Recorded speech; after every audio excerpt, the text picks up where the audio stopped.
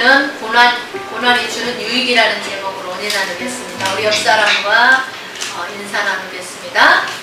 하나님의 말씀을 기쁨으로 받읍시다. 하나님의 말씀을 기쁨으로 받읍시다. 여러분 행복하십니까? 아멘. 밤새 안녕하셨습니까? 아멘. 안녕했으니까 오늘 여기 왔죠. 여러분의 일상이 깨지지 않았다면 감사하시기 바랍니다. 아멘. 저도 막 어제 막 비바람이 치고 막 그래서 잠을 설치고 그랬어요. 성경에는 많은 그런 고난받은 사람들에 대한 이야기가 나옵니다. 고난이 유익이라는 그런 찬양도 우리가 참 많이 불렀죠. 그리고 또 이 고난이 유익이라는 이 찬양을 통해서 수많은 사람들이 위로를 받았습니다. 이 유익이라는 고난이 유익이라는 이 유익이라는 말은 문자적인 뜻은 선한이라 그런 뜻입니다. 우리 하나님은 이 고난을 통해서 그 고난을 통해서 선하게 하심으로 유익이 되게 하신다는 그런 말씀입니다.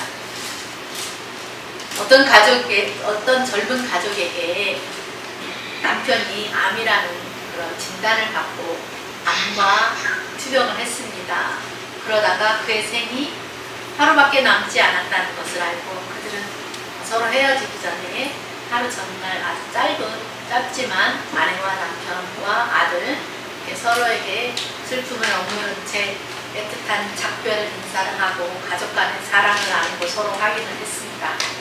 그렇게 짧은 하루만으로도 어떤 사람은 평생 하지 못하는 가족 간의 사랑을 나누고 또 아빠가 아기를 안아주고 아빠가 아기에게 이야기를 해주고 그러면서 아빠의 사랑을 전하고 또 이 아빠가 어린 아들에게 남긴 편지도 쓰고 그랬습니다. 암이라는 이 질병이 가족 간에 서로를 갈라놓았지만 그 고난이 유익이 된 것은 가족 간의 사랑을 확인하게 되는 그런 선한 일이 되므로 유익하게 되었다는 거예요. 이 암이라는 고난이 그들을 갈라놓았지만 그들의 마음만은 그들의 사랑은 갈라놓지 못했습니다. 어떤 사람은 평생 왼수처럼 살다가 죽을 수도 있어요. 어떤 사람은 평생 여보 사랑해 이 한마디를 하지 못하고 살 수도 있습니다. 어떤 분도 보니까 자기 어머니 아버지에게 위로받고 격려도 받고 관심 있는 말도 듣고 싶었대요. 그런데 결국 그 부모님으로부터 이러한 말을 한마디도 듣지 못했다고 하는 말을 들었습니다. 그럼에도 불구하고 그분이 굉장히 건강한 자아를 가지고 살아가는 것을 보았습니다.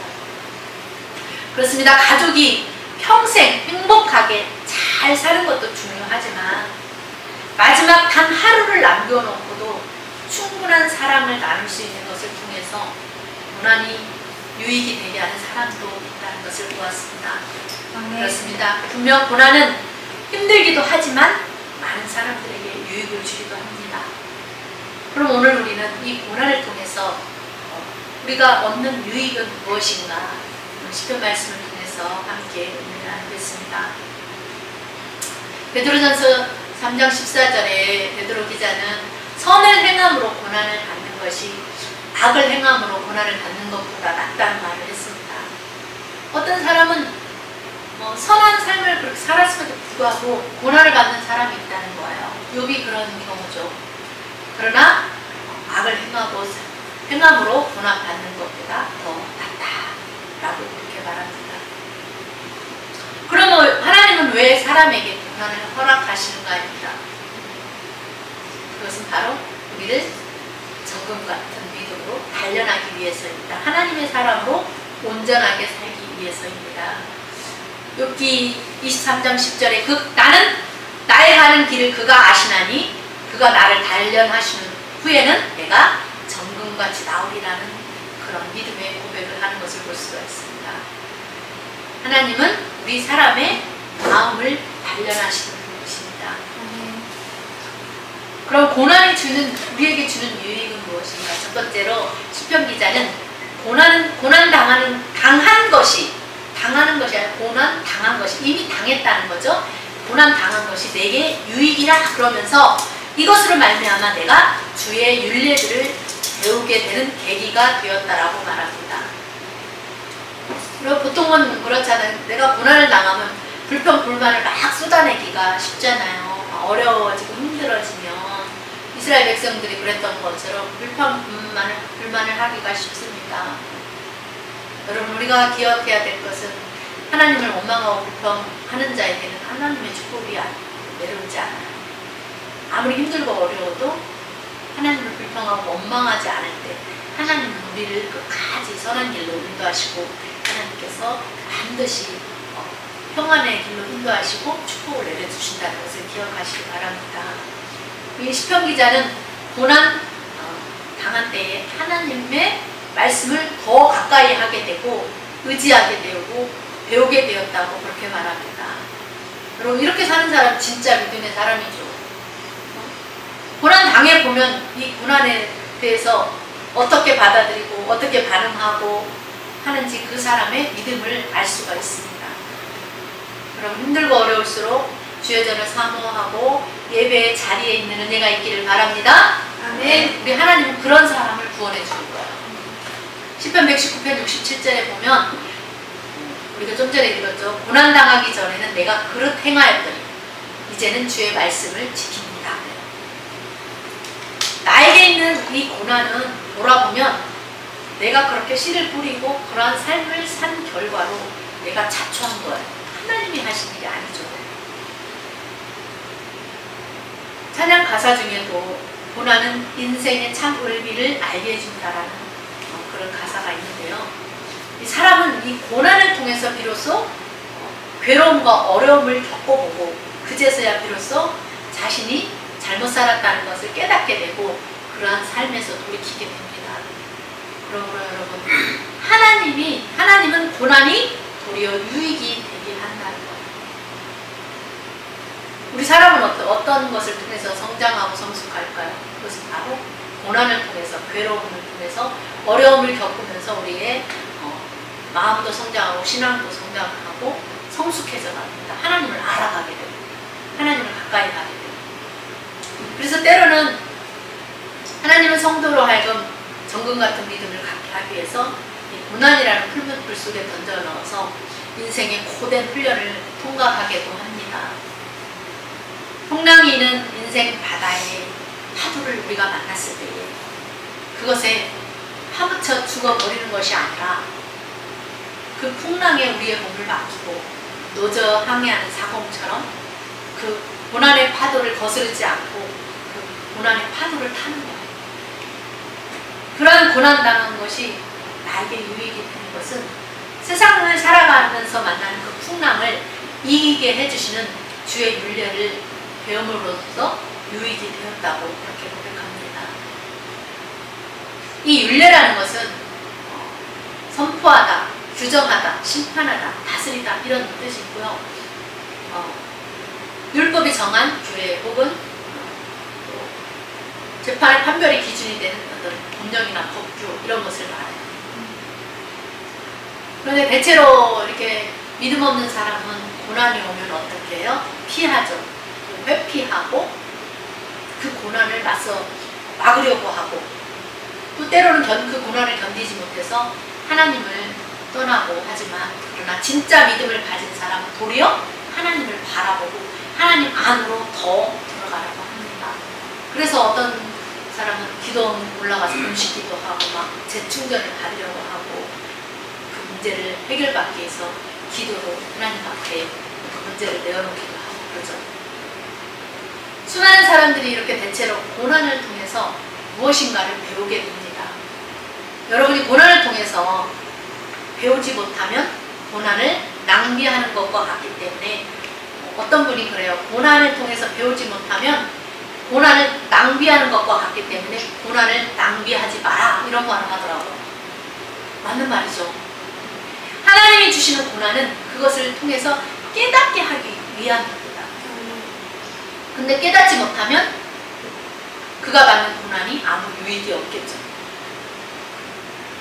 그러나 하나님이 작정하시고 택하신 사람은 고난이 많지만 의인은 고난이 많지만 하나님이 그 고난에서 그 의인을 건져주신다는 희망에 대한 말씀을 우리에게 주고 있습니다. 여러분, 우리에게는 희망이 있어요. 하나님은 언제나 우리에게 좋은 것을 주기를 원하시고 우리를 바른 길로 인도하시는 우리 영혼의 목자가 되시기 때문입니다. 아멘. 시편 105편 19절에 여호와의 말씀이 저를 단련하였다 그래요. 결국 우리를 온전하게 단련해 주는 것은 뭐예요? 하나님의 말씀입니다. 저도 보면 제가 예전에 힘들었을 때마다 말씀을 읽고 말씀을 통해서 힘을 얻어 살았습니다. 오랜 시간이 지나고 성령께서 그때 저에게 내가 너를 말씀의 병으로 가둬놨다. 그래서 제가 상처받지 않고 그 힘든 시간을 말씀 안에 더했기 때문에 제가 고난을 견뎌내고 이겨낼 수가 있었습니다. 그리고 힘들 때마다 일기를 썼어요. 속상한 마음을 막 이렇게 털어놓기도 하고 막.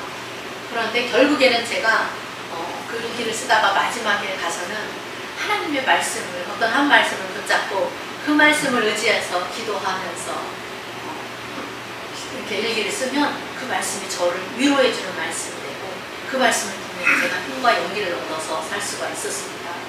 여러분은 어떻습니까? 시편 기자처럼 주의 병을 사랑하십니까? 아멘. 주의 말씀을 바라보십니까? 아멘. 주의 증거들을 생각하십니까? 아멘. 주의 법도들을 찾고 있습니까? 주의 교훈들을 지키고 있습니까? 주의 계명들을 순금보다 더 사랑하십니까? 아멘.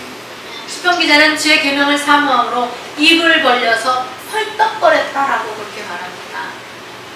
반란이 와도 우환이 와도 주의 계명을 즐거움으로 삼는 그런 은혜가 있기를 바랍니다. 시편 119편에 보면은 주의 말씀을 열며 빛이 비추어 우둔한 사람을 깨닫게 해준다고 했습니다. 여러분에게 주님의 빛이 환하게 비추어 깨닫는 은혜가 있기를 바랍니다. 아멘. 주의 율법을 사랑하는 은혜가 있기를 바랍니다. 그러면 하나님이 저와 여러분의 고난을 보시고 반드시 구원의 손길을 내밀어 주시고 건져 주실 것입니다. 아멘. 아멘. 저는 고난 중에 있을 때 말씀을 가까이 하고 기도를 하고 찬양을 했습니다. 여러분은 어떤 어려움이 왔을 때, 고난 가운데 있을 때 어떻게 반응하십니까? 시편 기자는 주의 법을 즐거움으로 삼고 살았다고 그렇게 말합니다. 여러분도 시편 기자처럼 주의 말씀을, 주의 법을 즐거움으로 삼으시기 바랍니다. 고난당할 때는 신앙이 흔들릴 수가 있어요. 저도 약간 흔들린 적이 있어요. 근데 어떤 사람은 이 고난이 닥쳐오면 신앙이 뿌리채 이렇게 뽑혀버리는 사람이 있어요. 또 어떤 사람은 고난을 통해서 넘어지는 사람이 있어요. 또 어떤 사람은 신앙에서 완전히 떠나는 사람이 있습니다. 그러나 성경은 말합니다. 끝까지 견디는 자, 참는 자는 복이 있다. 아무리 힘들고 어려워도 우리 믿음의 조상 욥처럼 참고 인내하는 은혜가 있기를 바랍니다. 여러분 고난 중에 있을 때 어떻게 하셨어요? 주의 종 다윗왕은 여호와의 말씀을 가까이 하고 기도하고 찬송하는 것을 볼 수가 있습니다. 우리도 삶을 살아가다가 고난 가운데 있게 처하게 될 때에 이 시편 기자처럼 주의 법을 가까이 하고 즐거움으로 삼는 은혜가 있기를 바랍니다. 아멘. 하나님은 고난 중에도 낙심하지 아니하고 주의 법을 가까이 하고 즐거움으로 삼고 살면 그런 사람을 통해서 하나님의 선한 역사를 이루어 주심으로 고난이 유익이 되게 하시고 멸망을 당하지 않게 하신다는 거예요. 여러분 고난이 힘들다고 피하라고 하나님 곁을 떠나는 그런 사람이 되지 않기를 바랍니다. 고난 당할수록 어떻게 해야 돼요? 우리가 하나님의 품으로 더욱더 깊이 들어가는 은혜가 있기를 바랍니다. 아멘. 이해할 수 없는 일들이 일어날지라도 하나님의 뜻이 있음을 생각하시기 바랍니다. 아멘. 두 번째로 고난이 주는 유익은 하나님께 영광이 되기 때문입니다. 내가 고난받을 때에 나를 끝까지 지지해주는 분은 하나님밖에 없더라고요. 하나님은 때로 나에게 용기를 주시고 할 수 있다고 다시 일어서라고 그렇게 용기를 주시고 희망을 주시고 소망을 주십니다. 내가 너의 편이 되어주겠다. 말씀으로 그렇게 말씀하십니다. 내가 때로 슬퍼서 울 때에도 때로는 좌절할 때에도 주님은 나의 위로자가 되십니다. 하나님은 당신의 영광을 다른 사람에게 주지 않겠다고 했어요. 하나님은 당신의 영광을 위해서 우리를 통해서 일하십니다. 결국 모든 것은 어때요? 다 하나님이 스스로의 영광을 위해서 일하신다는 거예요. 여러분, 떼오 글로리, 여러분의 고난이 오직 하나님의 영광이 되게 하십시오. 나의 피할 바위가 되시는 하나님을 의지하시기 바랍니다. 아멘. 힘들고 어려워도 사람 바라보지 말고 주님을 바라보세요. 동서남북 바라봐도 도와줄 사람 없어요. 그럴 때는 위를 바라봐요. 주님을 바라봐요. 그러면 우리 하나님이 계시고 그 하나님 우리를 도와주실 것입니다. 왜?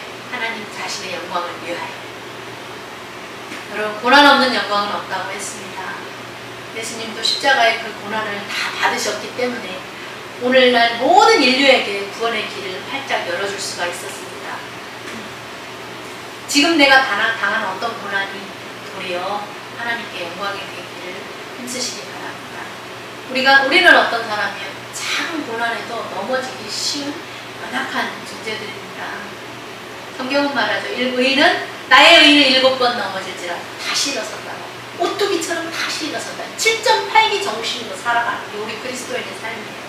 세상 사람과 다른 거예요. 여러분, 우리 마음을 추스립시다. 앞으로 어떤 어려운 고난이 닥쳐올지 모릅니다.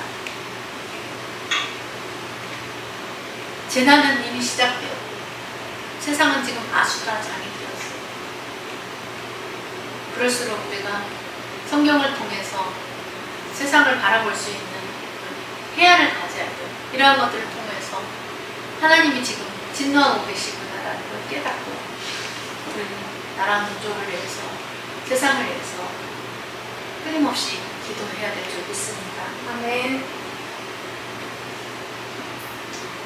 그러나 이 갈릴리가 구원의 포구였던 것처럼 하나님은 우리의 안전한 포구입니다. 우리는 주님의 날개 품 안에 숨어 있어야 돼요. 그분의 품을 의지해야 돼요. 그분의 품 안으로 들어가야 돼요. 주님의 그 포구 안으로 들어가야 돼요. 그래서 시편 기자는 하나님의 그런 규례들로 말미암아서 하루에 7번씩 주를 찬양했다고 하지 않습니까? 말씀으로 인해서, 하나님의 법으로 인해서, 하나님의 법을, 말씀을 막 이렇게 읽고 암송하고 외우고 막 말씀 안에 거하다 보니까 하나님의 은혜를 알게 되는 거예요. 그분이 나의 피난처가 되시구나, 환난 날의 피난처가 되구나, 안전한 포구구나, 이걸 알게 되니까 하나님을 찬양할 수밖에 없어요. 예배를 계속 말씀과 함께 예배를 통해서 계속 하나님을 찬양하게 됩니다. 여러분, 예배와 함께 찬양의 삶을 사는 사람은 하나님이 함께 하십니다. 시편 119편 165절에 주의 법을 사랑하는 자에게는 큰 평안이 있으니 그들에게는 장애물이 없으리이다. 아멘. 아멘. 하나님이 주시는 평안은 외부로부터 오는 어떤 세력들에 의한 나에게 주는 그런 어떤 고통들을 이길 수 있는 평안을 주세요. 누가 아무리 나를 괴롭게 하고 힘들게 해도 내 마음이 잔잔한 호수와 같이 평안한 거예요. 우리는 하나님이 주시는 평안을 받아 누려야 될 줄 믿습니다. 아멘. 어떤 재정적인, 질병적인 어떤 사람들과 관계 속에서 오는 어떤 고통, 그런 고난, 외로움, 슬픔 이런 것이 있을지라도 하나님이 나에게 평안을 주시는 순간 그런 것들은 아무것도 아니에요. 우리 하나님이 평안을 주심으로 말미암아 여러분들의 삶 가운데 장애물이 없는 그런 내 삶을 살기를 축복합니다. 아멘. 어떤 사람이 목사님에게 고난이 유익이라고 하는데 왜 유익이 되냐고 그렇게 묻자 목사님이 이를 위해서 너희가 부르심을 입었으니 그리스도도 너희를 위하여 고난을 받으사 너희에게 본을 끼쳐 그 자취를 따라오게 하셨는다고 말했어요. 그러자 또 물었어요. 그럼 왜 어떤 어린 5살밖에 안 되는 그런 어린아이는 질병에 걸려 죽어야 됩니까? 라고 질문을 하니까 목사님 대답을 못합니다. 여러분, 하나님의 생각이 그 심히 깊으신 것을 우리는 다 알지도 못하고 알 수도 없습니다. 아멘. 고난의 문제를 가지고 자꾸 목사님에게 묻는다고 해서 그 해답을 얻을 수가 없어요. 또한 70억이 넘는 그 많은 사람들이 당하는 그 고난의 문제를 목사님이 어떻게 다 알겠습니까? 이것을 물으려거든 누구에게 물어야 돼요? 하나님께 물어야죠. 해답은 하나님께 있잖아요. 정답은 하나님께 있어요. 그래서 목사님들 그전에도 보면은 어떤 문제가 생기면 목사님이 이렇게 그런 이야기를 하면 정답을 주지 못하잖아. 때로는 자기가 정답을 가지고 있을 수도 있고 또 말을 잘못하면 목사님은 또 원망할 수도 있고 하니까 그러는 거예요. 우리 기도합시다. 이 문제 놓고 기도합시다. 하나님의 무슨 뜻이 있겠죠. 그러시더라고요. 맞아요. 정답은 하나님 안에 있기 때문에 하나님 안에 말씀 안에 우리가 들어가야 여러 가지 고난의 문제가 해결되고 만약 나에게 어떤 고난이 온다면 여러분 어떻게 할 수 있을 것 같습니까? 제가 고난당할 때는 절대로 제가 하나님 앞에서 저 사람을 원망하지 않겠습니다 라고 약속을 했고 그 약속을 끝까지 지켰어요. 근데 하나님이 내가 당한 그 고난을 금전적인 고난을 하나님이 대신 갚아 주실 거라는 믿음을 가지고 살았어요. 하나님 그렇게 역사하셨어요. 분명 어떤 이유와 하나님의 뜻이 있어요. 근데 하나님 그때 얘기 안 해줘. 그냥 고난 나를 왜 훈련하고 있기 때문에 단련하고 있기 때문에 너가 이런 고난 가운데서도 나를 바라볼 수 있겠니라고 나의 믿음을 한번 테스트해 볼 때도 있기 때문에 그럴 때 우리는 조금 힘든 일이 있을 때에 하나님을 원망하고 불평하는 그런 사이는 아니라 절대로 내 입에서 절대로 원망이나 불평을 쏟아내지 않겠다라는 그런 결심이 필요하고 내 마음이 확정되고 확정된 싸움이 그렇게 시편기자가 고백한 거죠. 그렇게 확정을 해야 돼요. 그럴 때 하나님은 우리에게 선한 역사를 보여주실 줄 믿습니다. 아멘. 여러분 장애물이 없고 큰 평안이 있는 삶을 원하십니까? 그렇다면 주의 구원을 바라보며 주의 계명들을 행하고 여러분의 영혼이 이 주의 증거들을 지키고 주의 말씀을 사랑하시기 바랍니다. 아멘. 이 시편 119편을 쭉 다 제가 어저께 쭉 이렇게 읽어보면서 그래요. 이 시를 쓰신 분이 주의 계명들, 주의 증거들, 주의 규례들, 주의 율례들 이런 것들을 행하고 지키고 배우고 가르쳐달라고 내가 사랑하겠다고 이렇게 막 고백하는 것을 보았습니다. 왜 이렇게 기록이 되어 있어? 우리도 이렇게 살라고 본보기로 너희도 이렇게 살라고 본받으라고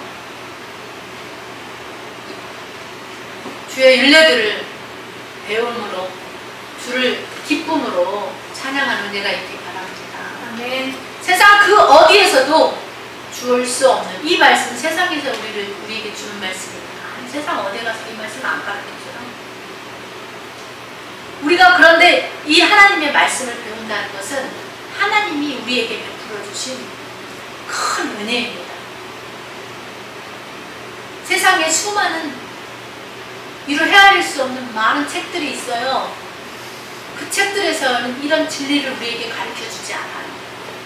그 수많은 책을 쓰는 사람들도 이 성경을 읽고 성경을 가지고 책을 씁니다. 성경은 하나님의 말씀이고 말씀 곧 하나님이라고 그러기 때문에 우리는 이 말씀을 통해서 배워야 될 줄 믿습니다. 아멘. 많은 훌륭한 강사들을 통해서도 배우고 좋은 책들을 통해서도 배울 수도 있어요. 조금은 도움을 받을 수도 있습니다. 그러나 우리가 이 하나님 안으로 더 깊이 들어가서 하나님이 왜 나에게 이런 고난을 주시고 고통을 주시는지 왜 나를 이렇게 단련하시려는지 그 의미와 그 깊은 뜻을 깨닫기 위해서 말씀 안으로 하나님 안으로 더 깊이 들어가야 될 줄 믿습니다. 우리 하나님은 주의 말씀을 경외하고 하나님을 가까이 하는 사람을 더 특별히 사랑한다고 했어요. 여러분 하나님의 사랑 받고 싶습니까? 사랑받기를 사모해야 돼요. 나를 사랑하는 자가 나의 사랑이고 나를 간절히 찾는 자가 나를 만날 것이라고 했잖아요. 그런 간절함이 있어야 돼요. 그리고 시편 기자처럼 나의 고난을 보시고 나를 그 고난에서 건져달라고 기도하시기 바랍니다. 그냥 고난 가운데 아무 말 안 하고 있어. 고통과 막 이러고 있는데 아무 말 하지 말고 하나님 나의 이 고난을 보시고 나를 건져주세요라고 기도하는 은혜가 있기를 바랍니다. 아멘. 말을 해야 돼요. 하나님 앞에 가서 입 딱 다물고 있으면 안 돼요. 막 하나님한테 다 나의 사정과 형편을 아뢰어야 돼요. 크든 작든 아주 사소한 것까지도. 하나님은 그걸 기다려. 네가 네 입으로 네가 원하는 것을, 네가 하고 싶은 말을 하면 내가 들어주려고 지금 준비하고 있는데 아무 말을 안 하니까 하나님도 어때요? 인격적이신 분이라서 네가 말 안 하면 하나님도 가만히 있는 거예요. 하나님께 도움을 구하시기 바랍니다. 아멘. 제가 이래요. 하나님 제가 이래요. 막 이러면서 우리 집 사정과 형편이 이래요. 우리의 삶이, 내 모습이 이래요, 아버지. 그냥 있는 모습 그대로 내어드립니다. 하나님 다 아시고 이해하시잖아요. 시편 기자는 주의 법이, 이 말씀이 나의 즐거움이 되지 아니하였더라면 내가 고난 중에 멸망하였을 거라고. 이 말이 무슨 말이에요? 하나님의 말씀을 기쁨으로 즐거움으로 삼지 않으면 10중 8구 다 고난당하면 멸망당한다는 거예요.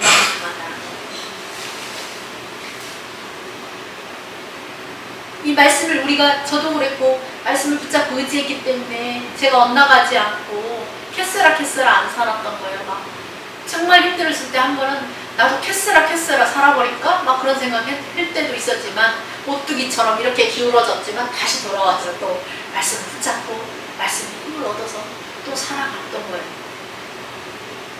그래서 우리가 예배자로 산다는 것이 얼마나 힘이 되는지 몰라요. 하나님 없는 삶을 사는 어떤 사람은 버림받고 또 버림받고 그러다 또 버림받을까봐 두려워하는 그런 사람도 있더라고요. 하나님을 경외하지 않는 사람은 주의 말씀이 없기 때문에 하나님을 경외하지 않아요. 시편에 분명히 주의 말씀을 경외하는 사람은 주의 말씀이 있기 때문에 하나님을 경외한다고 시편 119편에 말씀하고 있습니다. 그런 사람의 삶은 거짓된 삶을 살아요. 말씀이 없으면 어떻게 해요? 거짓된 삶을 사는 거예요. 속고 속는 삶, 중독자의 삶, 평안이 없는 삶, 타인의 생명을 존중하지 않는 그런 삶을 삽니다. 죄를 죄로 여기지 않는 삶, 결코 온전한 삶을 살 수가 없죠. 하나님을 없는 삶은 헛되고 그것이 헛될 뿐입니다. 그러면 우리가 어떻게 살아야 되겠습니까? 내 발에 등이 되고 내 길에 빛이 되는 주의 말씀을 앞장세워 살아가시기 바랍니다. 그러면 어떠한 고난도 우리에게 유익이 되게 하실 것입니다. 아멘. 여러분, 욥이 고난을 당했지만 끝까지 인내함으로 하나님도 만나고 결국 하나님도 인격적으로 만나잖아요. 그리고 갑절의 축복을 받았다는 것을 우리가 잘 압니다. 우리가 이것을 잘 기억하며 한 주간도 하나님의 말씀을 배우고 고난을 이기고 승리해서 하나님의 일하심의 그 선하심을 맛보아하는 저와 여러분의 삶이 되기를 주님의 이름으로 축원합니다. 아멘. 기도하겠습니다.